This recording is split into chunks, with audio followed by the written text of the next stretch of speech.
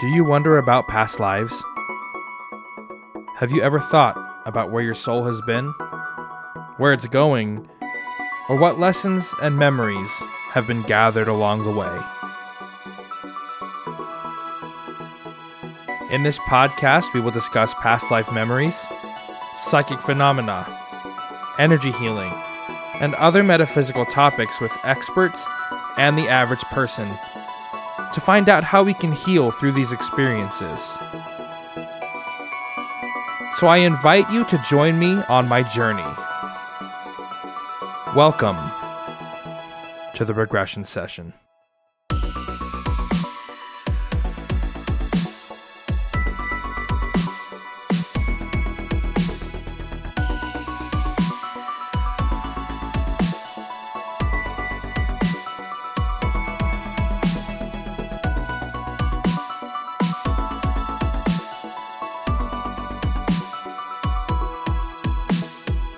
And they can only hear our voices, can't they? They can't see our faces. I'm way too ugly to want to post my face on my podcast. My hair needs washing, and I'm in my scruffies. So yeah, Right. I thought it was only voice.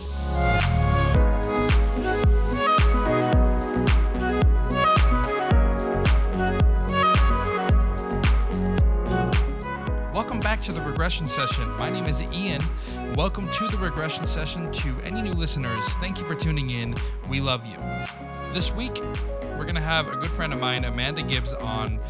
She is a fantastic metaphysical genius. She has answers to absolutely everything. I really enjoy talking to her. She identifies as a soul aspect healer, which is pretty cool. She introduces herself a little bit in the upcoming episode, so I'm just going to kind of leave most of that introduction to her. Links to her stuff can be found in the description, and I'm going to let anybody who emailed me about the 3 free past life regressions that I offered in the last episode know that I pretty much have my first 3 candidates that emailed in locked in, so it was a first come first served basis, and unfortunately I don't think I have any more slots left. So thank you for all of you that reached out. It was quite a bit of you, and I'm sorry that I can't get to everybody. I would have loved to, but thank you anyway for emailing in. Now, I am going to be announcing that I am just going to set my pricing at $100 a session from now on. There's been a lot of questions about what pricing for what sessions, and I've kind of played around with the idea of having like different types of sessions for different things, but now it's just going to be $100 per session if you want just like some healing done, if you want to do a past life regression, if you want to, whatever kind of session you want to do. This is going to be $100 a session, and anything else we can kind of talk about when it comes up. So if you're interested in a session, shoot me an email. It'll be theregressionsession@gmail.com.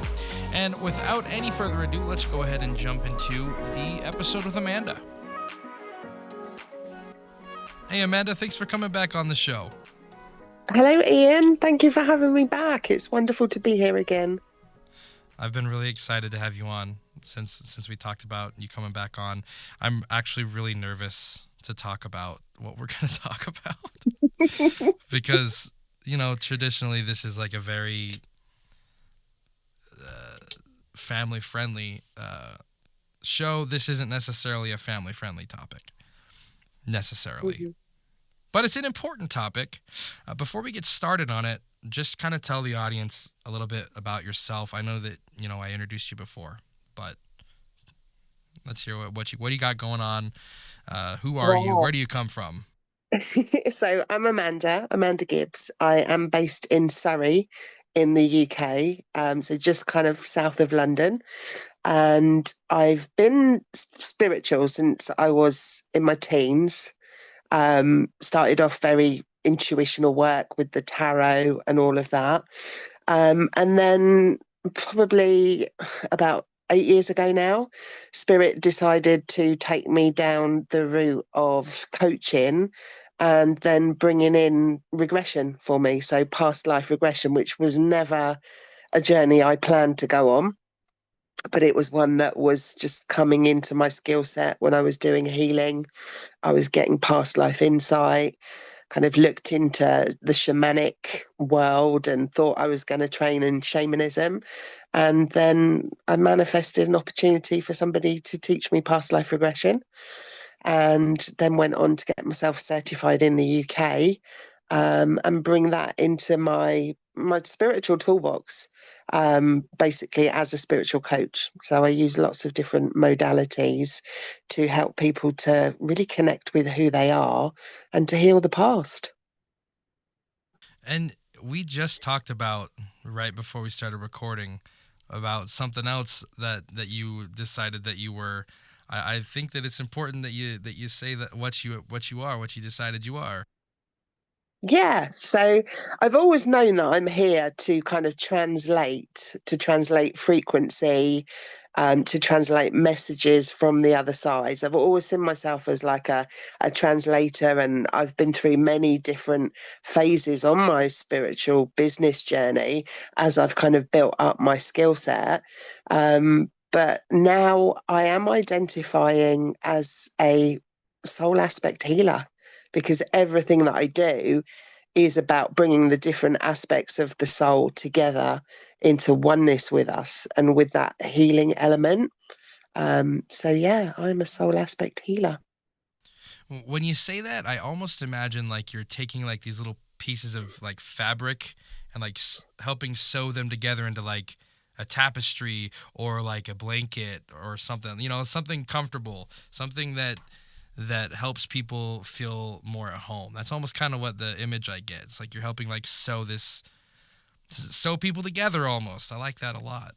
Yeah, it's almost like, yeah, giving them this big hug in a blanket, that's like a safe space. And because I'm a Pisces, so I'm a really nurturing kind of person anyway, and very kind of chilled out. So I often get told by people who are in my presence that I'm really easy to be around, and really they feel really safe and comfortable to open up. So yeah, I guess it's just like a great big spiritual hug in a blanket, really, isn't it? It is. I really like it. That's the imagery I get though. It's I don't know why, it was just funny. So now that we've kind of introduced you and I've done the whole podcaster voice thing, like we're friends. Like Yeah. we can just talk. We can just chat. You know, and this is a conversation for friends to have.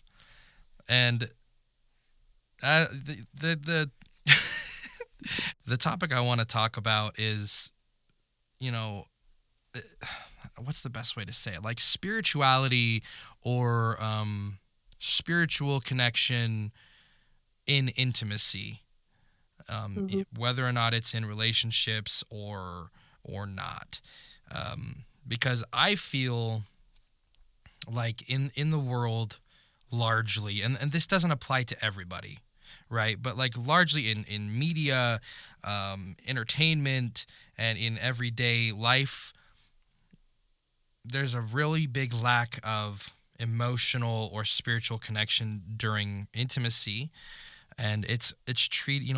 I don't really like hookup culture because it just kind of, after you experience the powerful connection of having like a spiritual connection during intimacy, it just makes it seem almost like a waste to me. I don't know about you. I'm gonna get your thoughts in a second, but like it feels to me like you're wasting an opportunity to further your spiritual and energetic development by interacting with someone on a deeper level, and also interacting with people on a deeper level that you might not be conscious of, and that you might not need to interact with on a deeper level in the first place. Does that make sense? I know that was a lot. It was kind of a lot Yeah. to unpack there. But what are your thoughts? Let's just open up the can of worms and see where it takes us, because Yeah. I've been really like not interested, but like it keeps popping up, and I feel like drawn to talk about this. I feel like Mm. it needs, like there's a conversation that needs to be had about it. Yeah, and like you say, it's not something that gets discussed very often. And I think that that is because a lot of people aren't capable of going to those places in their intimate connections, in, whether we're talking like, you know, close friendships, or whether we're talking like, those really intimate connections. We'll often kind of hold parts of ourselves back because we don't feel comfortable enough within ourselves and within our connection to kind of to allow our spirits to connect, I guess, really, because that's what's happening, isn't it? It's our spirits are connecting with another person's spirit and energy. And we know, from kind of non-intimate situations, like when we're sitting in circles where we're meditating, like when you get people together, their energies are they are merging, they are kind of transmuting into like a collective energy. And that's a really beautiful thing that you can share with a special person who means a lot to you, to kind of go to different levels with things. Does that make sense? Yeah, it does. And I want to the audience, I want to make something clear. I'm not, when I say intimacy, I'm not even all like talking about always like a sexual thing either. Cuz you can be intimate with someone without being sexually involved with them. Um but the sexuality part of it is definitely a part of the conversation as well. So like there's lots of different levels that you can reach. But like you said, it's like if people are either unfamiliar with it or uncomfortable with it, it can be a really difficult place to go. It can be a really difficult place to discover. Even Mhm. even on a friendship level, like being like intimate friends. Yeah, because the ego can want to step in and stop us to go into places that are uncomfortable. But we know that all the good things in life are outside of our comfort zone, that we have to kind of go to places of uncomfortableness to grow and to experience new levels of connection, whether that's a spirit connection with a guide or whether that's a connection with a human. um, I think the ego can quite often be at play there in blocking. Yeah, I agree with that on like most levels. Hmm. Um it's just like a really awkward, weird conversation to have because it's like some, like you said, it's not something that really gets brought up, or even like I don't think most people even think about it. Um, Here's an example, and I'm sure that most people can relate to this on some level of like being intimate with somebody. Eye contact. Eye contact is a very intimate thing. So like if you there's a lot of people out there that can't even hold eye contact. Like they'll look at someone in the eyes and they'll look away immediately because it's like so uncomfortable, because when you're looking in someone's eyes, you're looking like directly into their being. Mm. And I don't know, like one of the questions that popped in my head is like, how do we become intimate, or like how do we start the process of developing more intimacy in relationships? How do we become more comfortable with that? Why do we need to be more comfortable with that? What's the purpose? What's the reason? And I don't know why, but I feel like you're uniquely qualified to talk about that because you are so chill and people do open up to you very well. Mm. I think it stems from self. I think when we're comfortable with ourselves, that we're then able to lay ourselves bare, our soul, to somebody, because the eyes are the doorway to the soul, aren't they? And when we're recognizing people from past lives that we've had together, when we're realizing we have a soul connection with somebody in this lifetime, it's always the eyes for me. It's kind of that recognition, that kind of it's the deepest part of us. And I think when we're not comfortable fully with ourselves, we don't want to be seen in that way by another person. Yeah, and that's one of the hardest things to do, becoming comfortable with yourself. And not only becoming comfortable with yourself, but becoming comfortable with yourself enough to be willing to share that with someone else. So it's about being comfortable with yourself, but also like trusting other people. And I think on some level, everybody's afraid of getting hurt. Yeah, absolutely. And everybody's kind of like looking out for themselves. Hmm. I That think. that barrier is there of kind of, if I don't show you all of me, then you can't hurt all of me. If I hold parts back, it's kind of what's springing to mind for me as kind of like a bit of an analogy. It's kind of like when we lose soul fragments when we've been through trauma and we do soul retrieval and we go and we get those fragments.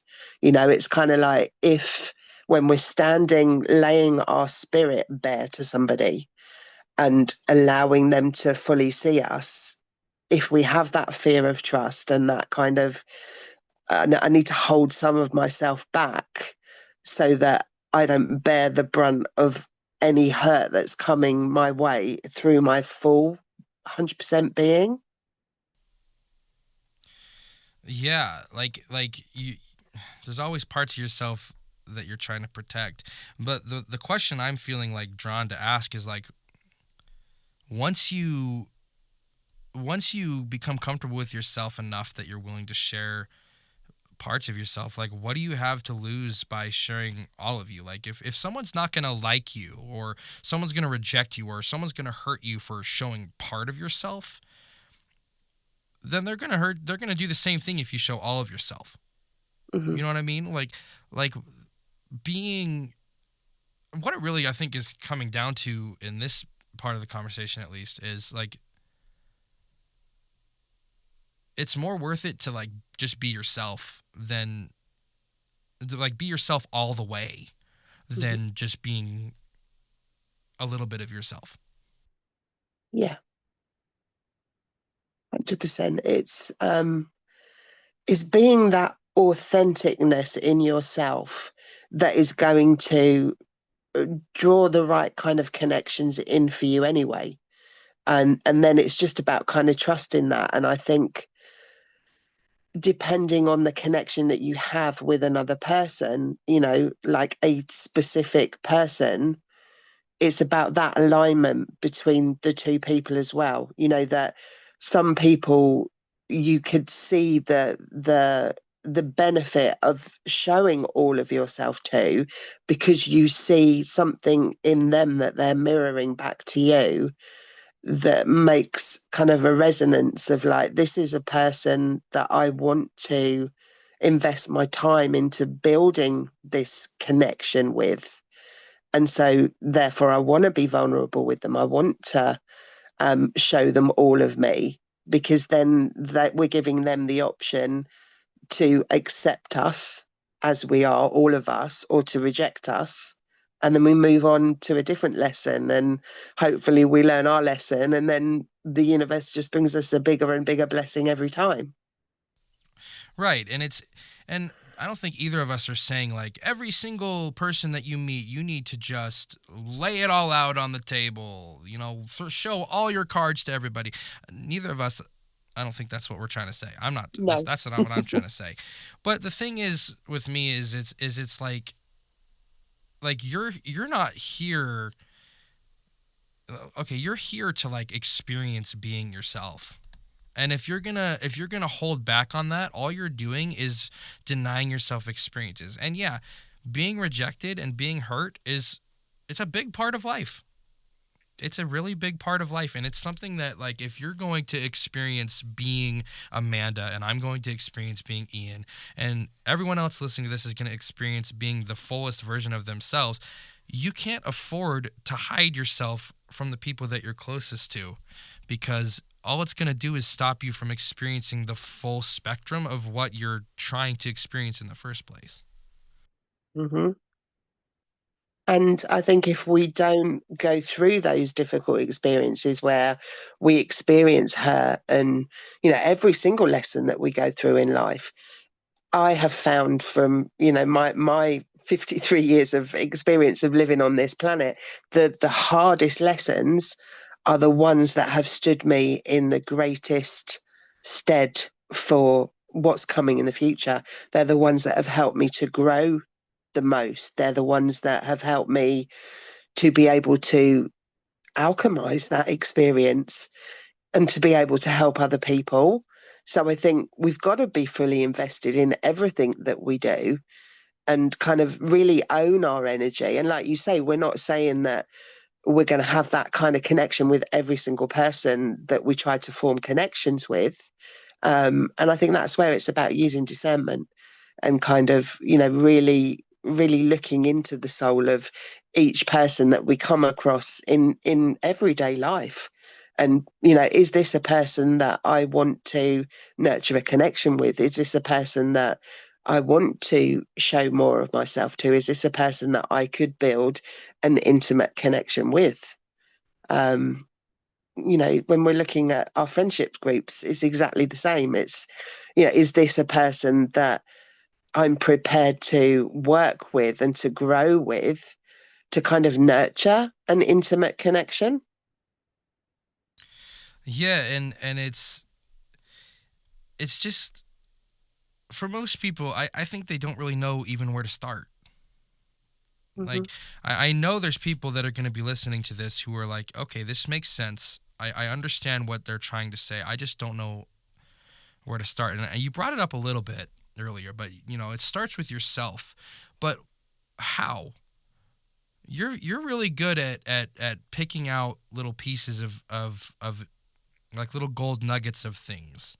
So I want to get your opinion of, like, how do we start to get to that point where we can feel confident enough to lay it out all on the table. And right now, obviously, we're talking about like like just friendships and relationships. We're going to move on to the deeper romantic connections later. So like right now, how do we just get to the point where we're starting this process? What do we do? What's the first step you think that someone can take? I think you have to really understand yourself. I think as we go through life, we believe a lot of things that aren't true. We pick up things as we're growing up. We adopt other people's values, other people's viewpoints, limiting beliefs. Because we copy. When we're children, we copy what's going on around us, and I think we have to be accountable for our own healing journey. If we want to grow and we want to become more spiritually enlightened, we want to raise our vibration, whatever people want to call it. If we're on a spiritual journey and we're wanting to evolve and to become the best version of us that we can, I think we have to take accountability for the healing of our soul aspects, our inner child, our shadow, the ancestral patterns that are coming down through the family. So I think for me, the place that I would always want to start with people if I'm working in a situation with somebody um, is to help them to understand themselves. Like, who are you on a soul level? What did you come here to do? What are you? And there's loads of different tools that we can use to understand, various different aspects of ourselves. But by doing that kind of reflective work to sort of see what patterns do we need to change here? What behaviors have we adopted that aren't really truly us? Because we're often showing a version of ourselves to the outside world that isn't really us. It's what we've adopted from the people around us, and everything that we've been taught up to the point that we are today years old. So I think it's really about reflecting on what the past. What have we been? What has our childhood been like? What have we evolved into and become that isn't really us? And then when we strip that away, then we're able to see who we truly are. I think that's got to be the first step for me. That was really good. That was a really good answer. And Had a I'll little bit, add. had a little bit of help there from spirit. Yeah, well, I mean, it's I've talked about similar things before, but it's something that you can't really talk about enough, because there's going to be new people coming in hearing this that are going to be exposed to this for, roughly the first time. Hmm. And the thing that, if you're new to this and now I'm getting help about for answering this. If you're new to this and you're first coming into trying to understand who you are, trying to figure out what it is that you're here for, you're going to have to do a little bit of work before you can do any of this. Before you can start connecting with other people on a deeper level, on a more intimate level, you have to connect with yourself, like Amanda was saying. And that means that you're going to have to acknowledge all the good things about yourself. But it also means you're going to have to acknowledge the things that you don't really like about yourself. And that, for a lot of people, a lot of people, that's a really scary thing. A lot of people are hiding. A lot of people are running from things. And I'll be vulnerable for a minute, and I'll throw out something like a limiting belief that popped in my head that I'm feeling compelled to share. Is like, I have this very, very deep-seated belief in my body, and I feel like it's in my body, not in my soul, honestly. I really do. I almost said in my soul, but then I stopped because I just was thinking about it and I felt it, and I was like, no, my soul doesn't feel like that. Which just kind of solved the problem for me right then and there. But the limiting belief that my body has is that I'm just not good enough. That I'll never be good enough no matter what I do, no matter who I'm trying to be good enough for, because I've failed so many times. But the thing with failing so many times is that I've learned from each one of those failures. And even though it has been painful and it has been difficult, I'm still a better person for it than I was before. I would never be the person that I am today without all those failures and without feeling not good enough. Because it's the feeling not good enough that makes it so that I know what it is to be good enough. Does that make sense? Yeah, it really does. And I think providing that we're taking the lesson that has come in that, whatever that circumstance or that situation or thing is, then we aren't failing. We are taking the lesson and we are learning. I think we're failing when we refuse to show up for ourselves, when we refuse to look at the lesson, when we allow things to just happen to us. I think that when we make mistakes, there's always, I'm very much of the belief that things are happening for us, not to us. And I think when we can look at it from that point of view and always see, yeah, it hurts. And, and that's part of being human. We came here to be in a human body. We have to experience the emotions and the feelings that go with that. And I think that all of the time that we are just embracing each lesson, and yeah, it's not pleasant, but we learn techniques and we learn ourselves in a way where we are able to get through them quicker and quicker and quicker over time. And I think it's never a failure, because you're learning and you're growing. And if you're in a situation like we are, where we're here to help other people, then what we're learning in those lessons is going to help us to help other people to go through that. Yeah, and I would, and you can, if you disagree with this, that's okay. We can talk about it. But I would say you're not failing as long as you're doing your best. But that's going to look different every single day. That's going to look different with every single problem, because sometimes you're going to be really going through it, and your best is just going to be getting out of, or like just waking up in the morning and getting out of bed. Like it's not all, you're not always going to be like, hell yeah, like I'm ready to freaking kill life or whatever. It's some days it's going to be like, God, I wish I was dead. Yeah. But I can't die. Yeah. I've been there. I've been there where I'm like, God, it would be so much easier if I wasn't alive right now. Yeah. And I'm sure everybody's been there. Yeah, I think we have all been through those kind of situations, and it's okay to have those days where you just can't function anything other than just getting yourself through the day. I think we've all had those days where it's just like, I cannot even get out from under my duvet today. I cannot talk to another person. And, I think that can be quite common when you're on a healing journey, that you're going to have days like that where you're shifting energy, or, lessons are being brought forward for you to deal with. And, I'll be vulnerable and share something, Oh, let's as, hear it.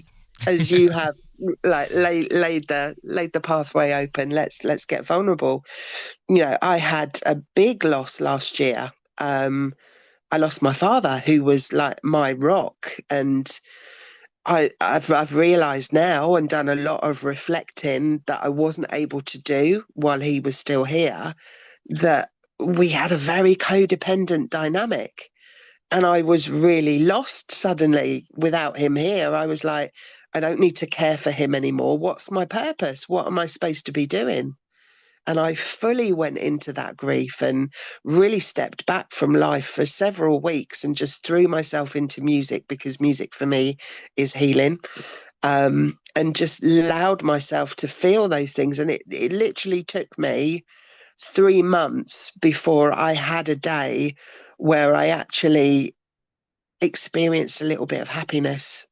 And then I felt guilty for it. I was like, this is the first day that I remember feeling a moment of happiness, and it is hard to go through.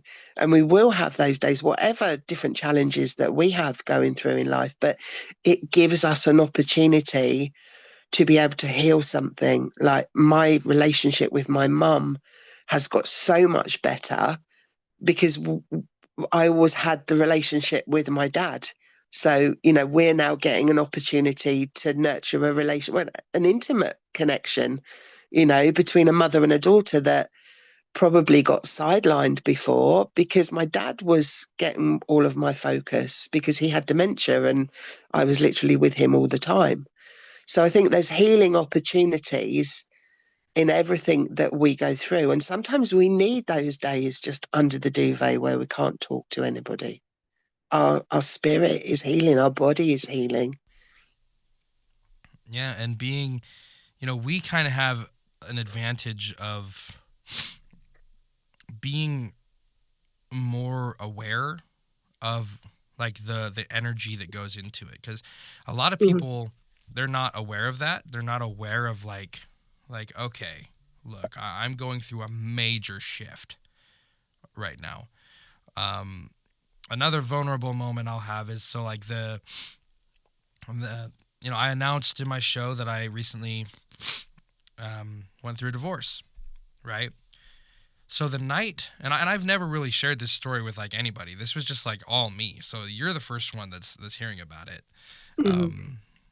Really, I mean, I think I've told like a couple people that were like really close to me, but basically like the first night, like when the night that I broke up, me and my ex-wife broke up, I decided to go sleep in my office on the floor on like a mat, and I was sitting there, and I was like, man, like I just need, I don't want to feel this, because like it was just like heartbreak and hurt and like the resolve to do it, but the guilt, God, the guilt was bad, and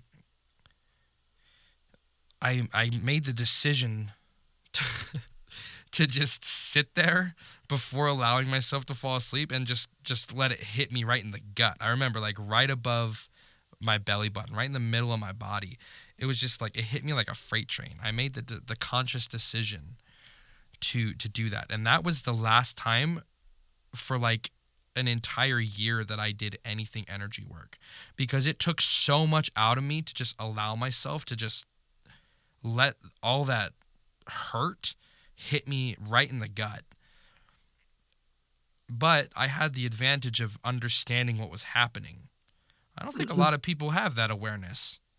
I don't think a lot of people understand. Like once you think about it for the first time, you become more aware of it every other time. But like most people don't know how to handle that. Most people don't understand what that's like, to be aware of that. Hmm. And it is a big advantage. Like we have a big advantage. I'm not trying to take away from our experiences, but we have the advantage of seeing it. You know what I mean? Yeah, and I think we can forget that when we've been on a spiritual journey for a long time, we can, because we're so used to living a certain way, dealing with energy a certain way, we can forget what it's like to really be at the start of becoming aware. And it can be a really scary place for people because they don't know, they don't necessarily feel what's going on in their body. They don't necessarily know. I mean, it's better now, but when I was first coming out spiritually, we didn't have online communities. It's I think we can forget that it's quite a scary place to be when you're starting to spiritually awaken. Yeah, and it's jarring. It's a jarring thing, like, and because it doesn't normally happen like over a long period of time. It's just like, boom, there it is. Yeah. You just something happens and you're like, oh shit, you know, what is this? That's kind of what happened to me. I was like, what is going on? This doesn't make sense. So, I know this might be a weird transition, but like being aware of your energies, I do want to move into, more of the romantic side of things, because I feel like Hmm. we've covered our bases on, like, understanding ourselves. Now I want to talk about like the intimacy with a partner, Hmm. and how being aware of your own energy can help create and foster a deeper connection with your partner than just connecting with them physically in Hmm. intimacy. What are your thoughts on that? What pops in your head when I talk about that? Well, it's always been a tricky area for me because as an empath, I feel what other people are feeling. So I can be sitting in a room and I'm getting a pain in my knee. And I know that's not my pain in the knee. I know it's somebody in the room, but I don't know who it is. So I actually I did a Facebook Live about this a long, long time ago, where I was questioning as an empath, when we feel all of these feelings, like when we start to fall in love with somebody and we start to feel all of these feelings, I actually questioned, is that always my feeling? Or am I picking up the other person's what they're emitting? So I think it's, for me, I've always felt a lot, emotionally, spiritually. I'm a Pisces. I'm very, very sensitive, very empathic. Um, and I'm a healer, so I've got that sensual energy as well. So I think, yeah, for me, I can't distinguish it between, like, I can't switch it off, but it is different depending on the other person's level of spiritual energy understanding. Does that make sense? Yeah, well, I mean, it's like an amplifier. Mm, Like if we've talked about music, it's like if you play, we'll just say like an electric guitar. Most people can understand that. yeah, If you're playing an electric guitar, like a lot of people are just kind of like playing it without it being plugged into an amplifier. But then there's other people, kind of like us, that are more in touch with it, and they've yeah, turned their amplifier up. So you can pick up on that a lot more because they're throwing it out more. There's also people that are more naturally, like, I want to say like generators that like generate a lot more energy. So like there's some people that are like that have big energy bubbles that affect a lot of different people, and then there's other people that their energy is a lot more close to the chest. Um, yeah, and that doesn't necessarily mean that you're either social or antisocial. I'm talking about, the intimate connection, like throwing yeah, out intimate feelings, falling in love, catching feelings for somebody, um, all that stuff. yeah. I can imagine that would be very difficult to distinguish. I'm sorry.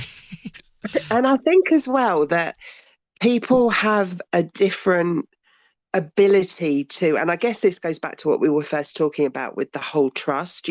Some people can love really easily. Some people have like this real energy, that they could meet you for the first time and they'd be like, oh, it's so nice to meet you, and they're hugging you and like they're treating you like they're your best friend. That's just the way that they are. They're very demonstrative and they're very like that with every person. And then you get other people who are kind of a bit more reserved. Like I have quite a few friends that aren't really huggers. And I love to hug, like when I meet someone for the first time, I think that's the most comfortable way that you can put somebody at ease is to give them a hug. But that can feel awkward for some people. So I think it depends on the other person's ability to be open, and I guess it comes back to that trust that we were saying. It's like how much of themselves are they prepared to share with you, and vice versa. Yeah, yeah, and especially when we're talking about like a romantic connection too, Hmm. and an issue that I kind of have, and I this might sound weird. I don't really like the whole hookup culture thing. No. I don't like. I could never be physically intimate. I don't think with like at least nowadays. Like before, I could, before my spiritual activation or whatever. Hmm. I totally could because it didn't, it wasn't the same thing. But nowadays, like I could never be intimate with somebody without being emotionally attracted to them. Yeah. Because it's like it really does, it really is a spiritual connection. Like you're for a minute, well, hopefully longer than a minute. But for a little while, you're basically you're joining energies. You're pretty much becoming one person. Yeah. Your energy fields are merging, and despite what some people might think, that's a big deal, man. That's gonna have lasting effects.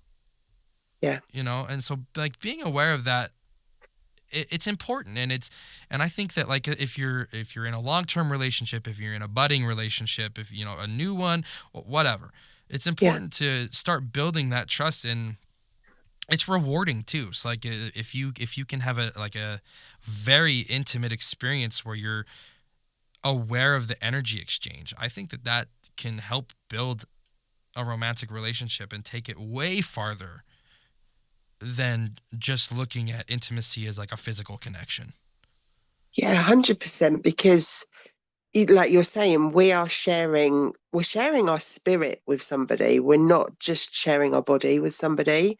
It is our spirit that we're sharing. But I think often when we're not in that spiritual kind of awareness and having that sort of self-worth and value of our energy, like of wanting to protect our energy, that we can kind of be a bit disconnected from that emergence of the spirit, and it is just that whole kind of animalistic physical side. And I think that's where a lot of what the hookup culture is all about, because people are jumping into situationships, whatever they call them nowadays. I'm not really down with the kids, but they're jumping into these situations before they've made that emotional connection with somebody.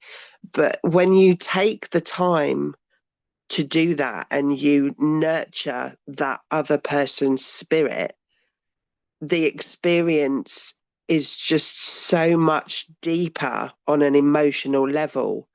And you will experience things emotionally that are just out of this world because you're merging your spirit with their spirit. It's not, you almost kind of, you don't like disconnect from the physical and what you're feeling, but it takes you to that deeper level, and it is a spiritual experience. It is, and it can be scary. Like Yeah. for like the first time, like it can be really really scary because like you said, you're sharing your body with somebody, but like the amount of like you and me and other healers and everybody in the world share our spirit to some extent Yeah. every day with people every single day. But what we're talking about is we're talking about something that's magnitude, like exponentially more powerful, you know? Hmm. And a big issue I have with the whole hookup culture thing is that it turns people into objects. Yeah. You know, so once you go down this road of like intimately sharing your spirit, your soul, your energy with someone in this intimate physical way, you're completely intertwining with them. Hmm. And you can never look at that person or people as an object again after you do that. Once No. you take that step of being like, okay, look, this is way more powerful than I thought. You can't look at people as like just like objects anymore, because they're not. They have like lives. Like you think about your everyday life, everything that you go through, everything you think about, all your worries, all your hopes, dreams, everything that you love. That person has all of that same stuff, right? Like you can't go back to just being an object after that. No. And I think that's what people are some people are kind of afraid of that. Well, you're being vulnerable, aren't you? You're being so vulnerable because we can be vulnerable with our bodies. We maybe have a shower in the swimming pool and there's other people in there, and, like other people see our bodies, but we aren't having an intimate connection with that person. We're just sharing a shower and we're doing our business to, once we've had our swim or whatever. But when you're being vulnerable with somebody in an intimate situation, and you are still, as if you were in the shower without your clothes on, but you're sharing that vulnerability of like your emotions, your feelings, your just every aspect of you. And that can be quite scary for people to do. And I think that that's maybe why a lot of people stick in the hookup culture, because they don't want to have that vulnerability with another person. They want to just have that short spell of intimacy in a way that they understand intimacy, because they haven't got to that level of understanding where they understand the bringing the spirit into the experience as well, and it not just being the physical bodies. Yeah, and it can be like really healing when you do it. Like if you do it the right way. You know, and but like the hookup culture thing, like when people are just staying in that, and like really what I think of is like staying right on the surface is what it is. And it's, people, it's important. Connecting with other people is important. It's what we as humans are designed to do. We're social creatures. People in life, they need a connection. Yeah. People want to feel wanted. People want to feel good enough. People want to feel desired. And Yeah. that surface level, it will achieve that, but it will achieve that for how long? How long is that going to last? What is that really worth? Yeah. They're kind of getting a need met on different levels, a physical need, but also it may be that they want that cuddle afterwards, or that they want that adoration of like somebody desires me. Like there's different aspects that people will get from a connection with somebody that's just a hookup. But it's almost like, I guess it is the ego holding us back, when we're in that energy of kind of like, maybe people think that that's all they deserve, or maybe people think I'm protecting myself if I do it this way, because then I'm not letting anybody see the whole of me, I'm not being vulnerable, I can't get hurt. Or there could be like a bit of a power aspect to it as well, of kind of like wanting to be in control of the situation. And if people are holding their feelings back, then they probably feel like they've got more of a sense of control. Yes, those are all excellent points. One other additional one that popped into my head too was I feel like there's people out there that think that that's all there is. Yeah, don't know any Pe- different. right. They don't know. They don't understand. And in the spirit of being vulnerable, I have, for my audience and everything, I have a significant other. I'm in a very happy monogamous relationship. In any other relationship I ever had before this one, I never, it was never like what we're talking about before. It was never a vulnerable spiritual experience. Mhm. And it just kind of happened naturally. But when I finally got that experience, like I said before, I could never go back. I Yeah, don't want anything else. I don't want any other kind of a connection besides that intertwining of energies and yeah, spirit. And like if you do it in the right way, it can be like very healing. It can be a very it's just it's a completely different thing. It's not even the same thing, you know? yeah. And I think once you have experienced that kind of, well, it's love, isn't it?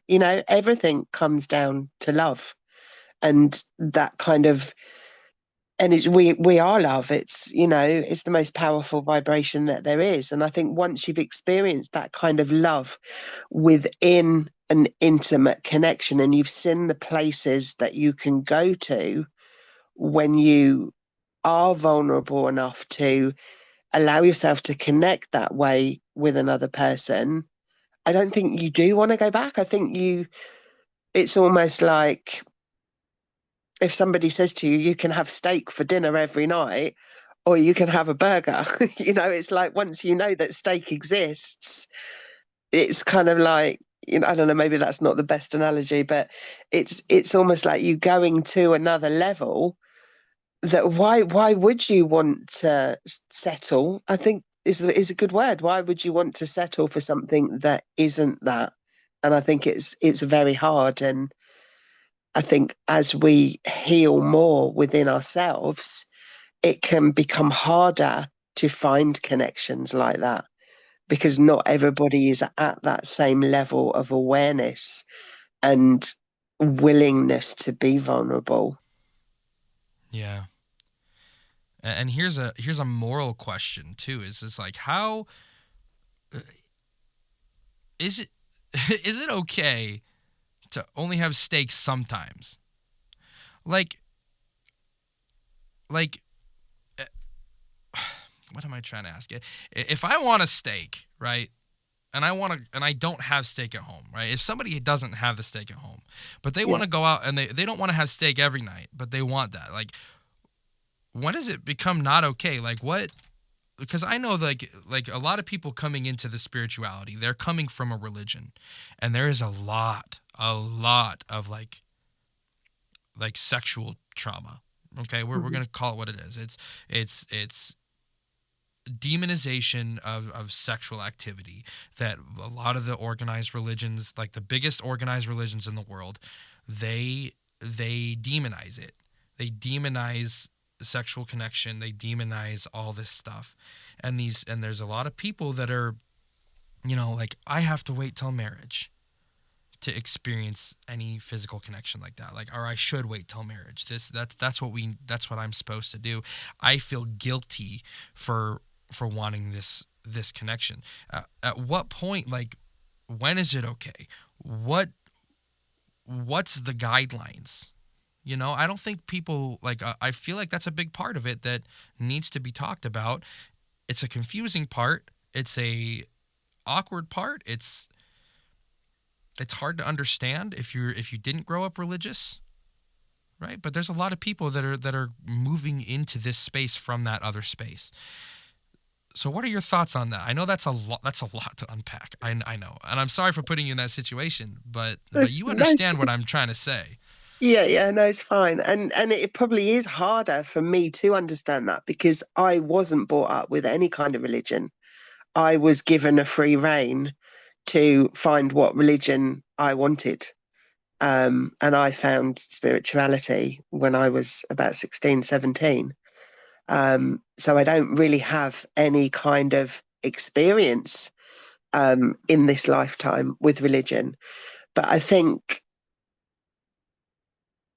if we look at kind of somebody waiting until they are married, it's going to be exactly the same if they're not going to be vulnerable. It's going to be exactly the same with the person that they marry if they haven't built up that connection. It's going to be exactly the same energy as a hookup if they're marrying somebody that they don't know from a soul level, and that they don't both have that willingness to be vulnerable and to show every soul aspect of themselves to each other. Yeah. And eating a steak takes a lot of work. You know what I mean? Yeah. Like getting a steak and eating a steak, it takes a lot of work. Like you got to cut it, you got to chew it, like all this stuff. You got to work at eating a steak. It's not something that I think that most people can just go out and whatever, we're going to eat a steak, Like they're like, "Okay, I'm committing to getting a steak right now." And And you've got then to cook it perfectly. right, you got to cook it, or you got to go out and spend a lot of money to get it, or do a lot of things to get it. Like it takes work to get the steak and to do it. And then like the next question is like, after you've eaten the steak, how long are you willing to go without a steak again? Like how often do you want to eat steak? You can have it every night if under the right circumstances, right? You can eat Yeah. steak every day if you under the right circumstances. But a lot of the time, or sometimes, you're not going to be able to have a steak for a long time after that, or a little while after that. And that right there, I think, might be one of the hardest things to deal with when you're talking about this. Is like once you get a taste of the steak, you're going to want steak again, and it can be difficult to not have access to the steak once you get it, once you eat it. Yeah. What do we do And to deal with that? I guess as well, kind of like you say, there's a lot of time and preparation and things that go into that, and kind of, how are You have we to know gonna? what you're doing too. You have to like Yeah, understand what you're doing. And burgers can't fill the void that a steak leaves. yeah. But then I guess there's sometimes when, like when you're when you're in that kind of romantic connection with somebody, that sometimes you say to each other, like I don't know, it's hard because I don't think you can switch it off. But I think like there might be some times where, like one of you is a bit tired or one of you is a bit not well. And so the steak might taste a little bit more like burger, if you know what I mean. Oh And yeah, well it's like, not going to happen every single time. Like that, yeah, it's exactly. unrealistic. And Yeah, exactly. we are animals at heart. Like humans are animals, and sometimes we Yeah, do have that animalistic need to do that. But like I'm talking, I guess what the people that can't get the steak at all yeah, after having it, let's just say they're in a long-term committed relationship, or even if it is a hookup, and they and then all of a sudden they have this crazy like emotional experience, but then yeah, like nothing comes of it, and it hurts, and it's hard to deal with. yeah, How do you deal with it? How do you deal with the loss of experiencing a connection like that? Because I know that someone's out there listening to this that needs to hear this. Else it wouldn't have yeah, popped in my head. If you've yeah, yeah, experienced that kind of a loss recently or before, I'm sorry for your loss. I'm sorry that you had to experience that and then not have access to that anymore. For you who's listening to this, it's going to be okay. But how do we start to deal with that? And I have my answer. I just want to know what your answer is, unless you want me to go first. No, I don't mind. I'll go first. So I think that you can still experiment with connections. I think just because it looks like a burger, it might not be a burger. It might be, when you take it out of the wrapper and you explore that connection, that it becomes more of a steak. It may be that you think you've got a steak and then you realize when you start going deeper with that connection that is actually a burger. And I think that we have to take the lessons in everything, but just have that self-worth and have that um I think the universe brings us better and better things every time that we don't settle for something. So I think like explore that connection. You know, if you want to do the hookup culture, do the hookup culture. You know, have no guilt, have no shame. Take the lesson from it because if you don't go to the supermarket, you're not going to find a burger or a steak, you know, and there's lessons in everything. So I think like don't have guilt, don't have shame. Like everybody deserves connection. Everybody deserves to feel loved. Everybody deserves pleasure. You know, that's why we were given human bodies. Otherwise we'd still be floating around as spirits. And I think just hold out for what you know you want. Because if you've experienced it before, then you won't want to settle. But that doesn't mean that you can't explore other connections. Well, you have to explore other connections because you're not going to find the next steak if you don't go to the supermarket. Yeah. I mean, yeah, you're exactly right. I like that answer a lot. My answer is you touched on it a little bit. My answer is that you need to start like once you've experienced the loss, like let's just say like a breakup from someone you were wildly madly in love with, right?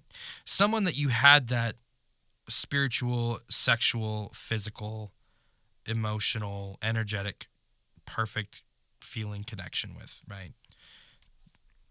And you lost them. Either you broke up, they pass away. Something happens where you can't have that anymore, right? And this is gonna sound like a really, it might like when you're in that situation, it's hard to see a way like a light at the end of the tunnel. But my answer would be that you need to focus on learning to love yourself and learning to connect with yourself. Because once you can focus on just being a little bit better than you were yesterday, it doesn't matter what you do. Like sometimes I'll wake up and be like, okay, today I'm going to try to be a better dad. Okay, today I'm going to try to be a better boss. Okay, today I'm going to try to be a better significant other, right? You don't have to focus on every single part of yourself every single day because that would be exhausting and it's impossible. But like if you just focus on learning to accept yourself, then someone else is going to come into your life that's going to accept you for the way you are because you accept yourself for the way you are. And that is how I think you're going to be able to recover. So you who is listening to this, who has experienced that loss that I'm talking about, it's going to be okay because all you need to do is learn to love yourself. And I know that sounds more simple. It's simplified. It's not easy, but it's simple.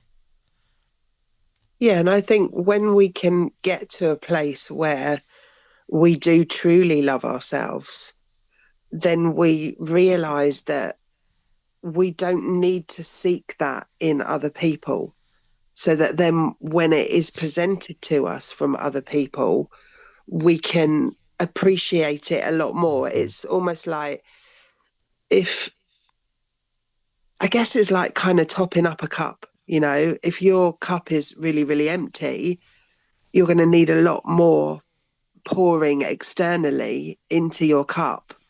And that can be, you know, time consuming. It can be boring while you're waiting for that cup to fill up. If we fill that cup up ourselves, and so it's to the brim, you know, what somebody else is pouring into that cup is then creating an overflow that we can sit in with them, you know, because we're already filling ourselves full of love, and it makes us able to have those type of intimate connections with somebody because we have this overflow of love, we have this abundant energy that we're able to shine and to share with someone else. Yeah, and the truth, really the truth is that even if you feel like you do, you don't need external validation or external desire to learn to love yourself. You don't need that. Even if it feels like you do, even if you feel like it's impossible to love yourself, you don't need to have someone else validating you all the time. That's a hard lesson that I've had to learn, that I still struggle with, is like I want that external validation because it feels good. But like, no matter how much external validation I get, if I can't internalize my own and like validation and validate myself first, I will never be able to hold on to that stake. Right? Yeah. So it's like we all have value. We just have to learn to appreciate that value. And that's going to be the first step to healing, I think. Yeah, 100%. And I'll be completely vulnerable. And, I was in that place as well, where I was constantly feeling that I had to post pictures of myself on social media and, like the selfies, you've got to get the perfect selfie. And you're doing it for the interaction. You're doing it because you want, whichever sex you're attracted to, you want them to react with your picture and pay you compliments. And that took me a long time to get out of that energy, and to get to a point where I loved myself so much that I didn't really care what people thought, that I didn't need that external validation, and that I'm happy within myself to walk away from anything that doesn't feel right to me.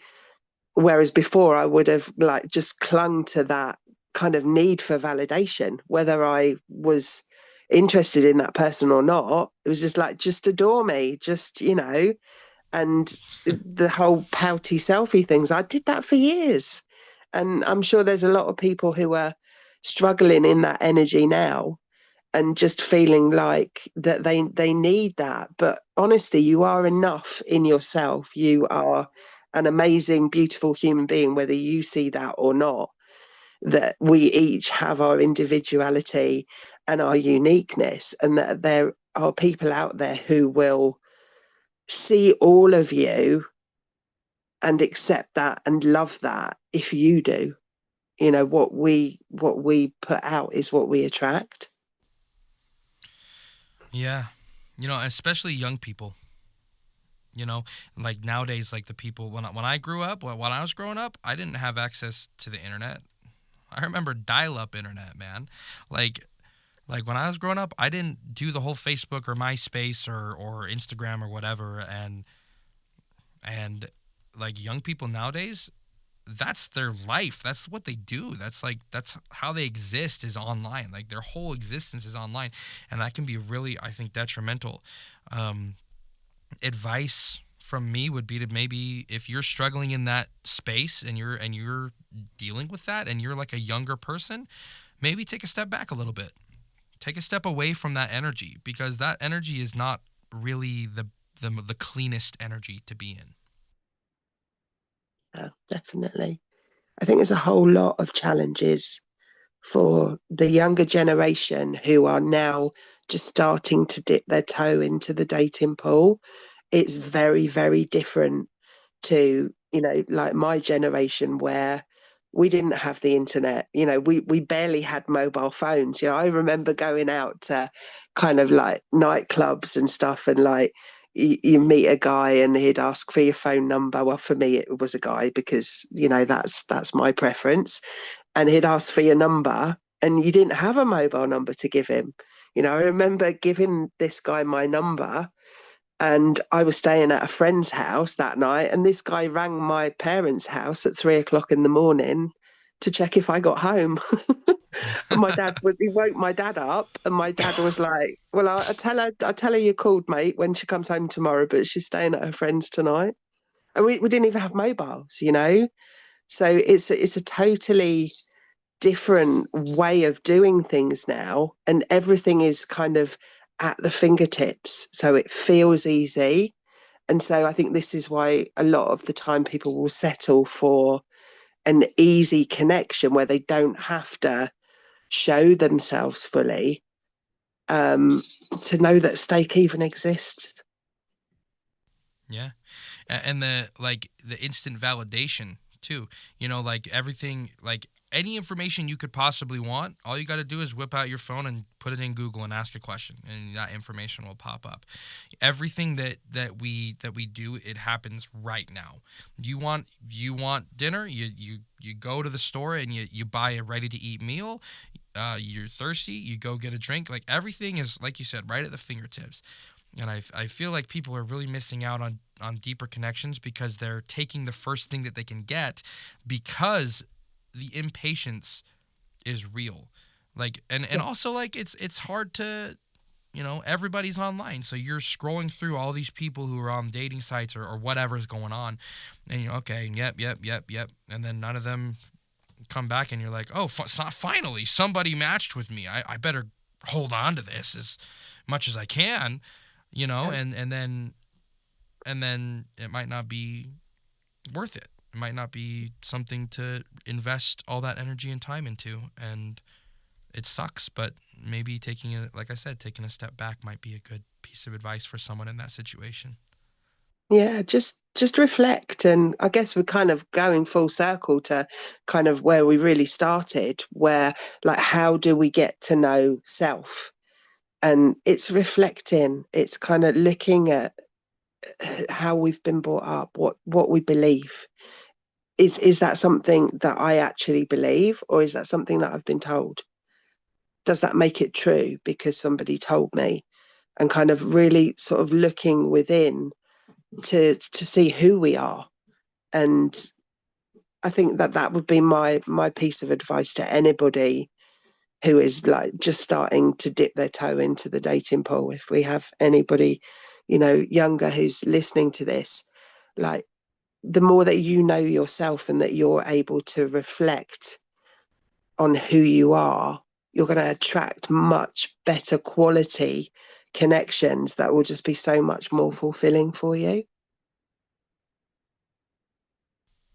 Yeah, and that's a great place to kind of wrap it up. Honestly, like we just tied a neat bow around it. We talked about what we needed to talk about. Now let's talk about you. Where can people find you? I know that there's going to be some people out there that are going to listen to this and be like, "Man, I need to get with Amanda and get a session." I'm sure there's people that are going to have a big crush on you after this now. So where can people find you? What do you got going on? I know you're working on your website. We're going to add that in as soon as it's live. I'll add that link to the description. But where can people find you? So I've got all my clients hanging out with me on a Discord server, and we are really building a nice little community over there.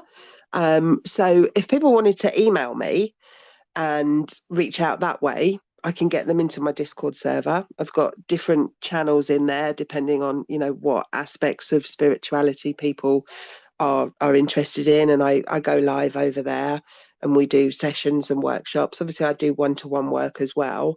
I have my Facebook group, which for anybody who is using Facebook, that's probably a good place to connect with me. And that's Life After Life, which is predominantly to do with past lives, but we talk about healing in there and all the different aspects of the work I do, the colour, the astrology, the intuitive coaching. But yeah, I think reach out to me by email. Do you want me to give my email or will you put it in the notes? Yeah, let's give the email. Not everybody's going to look at the show notes. So yeah, what's the email? So my email is lifeafterlifeuk@gmail.com. So welcome to reach out to me by email. We can arrange to have a chat. I can send you over to my Discord via the link and you can come and join the world over there of our community. And the Facebook group, Life After Life on Facebook. Is that Life After Life UK or just Life After Life? It's just Life After Life. The strap line is healing the past Okay. to create the future that you want. Perfect. All the links to Amanda will be in my description. I'm sure you don't want to post your Discord link publicly because we want to avoid No. trolls. So if you want to get into Amanda's Discord server, shoot her an email and she can talk about getting into the Discord server from there, because we don't want any trolls getting in there. Exactly. But before we kind of wrap it up and end this episode, what are some parting words that you feel drawn to share? What's a piece of advice or whatever that you feel like someone out there needs to hear? Let's tune in for a minute and see what my spirit team want to tell people. It's just really know your value and know your worth, and don't be diminished by things that people have told you that you are, because those people aren't necessarily right. And only you really know who you are and what you are. And sometimes we have to, always, we have to strip back the layers of everything that is surrounding. Kind of, let's go back to the blanket analogy. We can be so wrapped up in a blanket of other people putting layers on top of us of like, you're this, you're that. We can find ourselves under a whole mountain of blankets. But if we start to take those off and find this beautiful, amazing person underneath who is unique and who has so many talents and skills that they probably aren't even aware of, when they can connect with themselves, that can all come to light, and that is all magic that you can share with the world that will draw you the most amazing connections into your life. Thank you for saying that. Someone out there is going to need to hear that. I needed to hear that. So thank you for saying that. And thank you for coming back on my show. Thanks for being a great friend. We keep in touch. We talk pretty frequently. I mean, we keep in touch. So thank you. Thank you. I can't thank you enough. Your friendship as well. I'm very grateful for you and having you in my world. That's it for today's episode. I would like to thank Amanda once again very much for coming on to the show, and I would like to thank you for tuning in. If this episode made a difference in your life, if it helped you figure something out that you were working with, or if it answered a question you didn't even know that you had in the first place, shoot me an email. I would love to hear about it. I really would love to hear about what topics you, the audience, actually want me to talk about. Because I can pretty much take shots in the dark and find out, just find topics I think might be interesting. But I would really like to start making content a little bit more geared towards you guys. I'm working on finally getting a website up for this podcast. And that's going to have a place where you can shoot suggestions, like a message box and stuff like that. So we'll get that set up as soon as I can. I'm also going to really try to keep uploading consistent content. I know I have been very bad about that over the history of this show. But I know that there's some of you out there that really feel like you need the show and that it's a big help for you. So for any of those reasons, if you want a session, anything like that, shoot me an email. My email is theregressionsession@gmail.com. And I would love to have your suggestions on the show.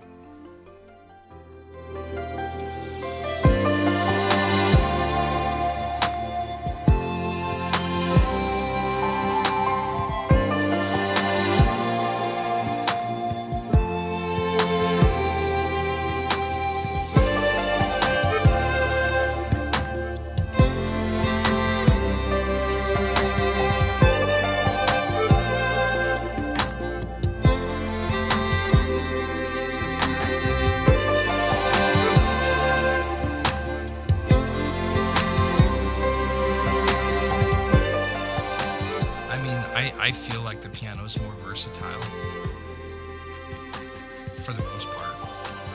Yeah. There's to get to the point where you can have complete creative freedom on the guitar, you have to completely master all kinds of sound frequencies and understand how to create them.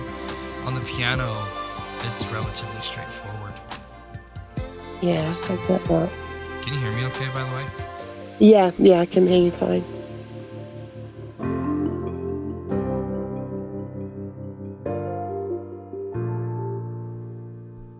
Welcome back to the Regression session. Can't even see my own show. Welcome back to the Welcome back to the regression session. My name is Ian. Now it sounds too forced.